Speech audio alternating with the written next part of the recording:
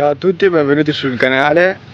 Oggi proseguiremo i lavori del video precedente e andremo a potare dei salici, questi qui che vedete qua, e poi se facciamo in tempo proseguiamo con l'altro margine dell'appezzamento, che è questo qua. Vediamo se riusciamo a finire di tagliare le ultime piante.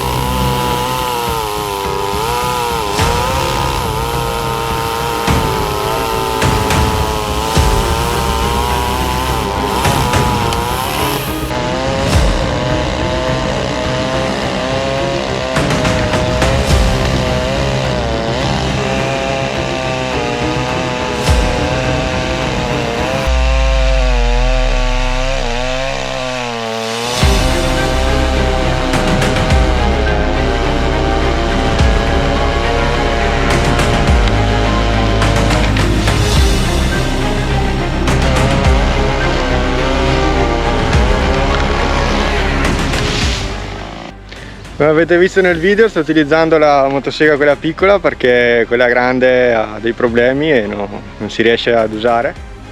Volevo raccontarvi una particolarità di questi salici, che in passato venivano chiamati stropari in dialetto, perché si utilizzavano i rami, quelli fini, per legare ad esempio i tralci delle viti al posto dei fili che si utilizzano al giorno d'oggi.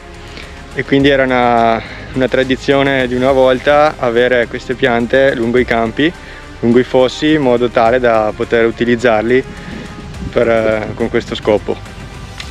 Al giorno d'oggi è difficile trovarle qua in zona perché ormai sono state tagliate tutte, e noi cercheremo di tenerle, di potarle ogni anno in modo tale che non si espandano troppo, ma che neanche da eliminarle del tutto, perché fanno parte della storia del luogo. Adesso proseguiamo con il dividere i rami grossi dalla ramaglia, che poi i rami grossi andremo a caricarli sul trattore e la ramaglia andremo a macinarla più avanti.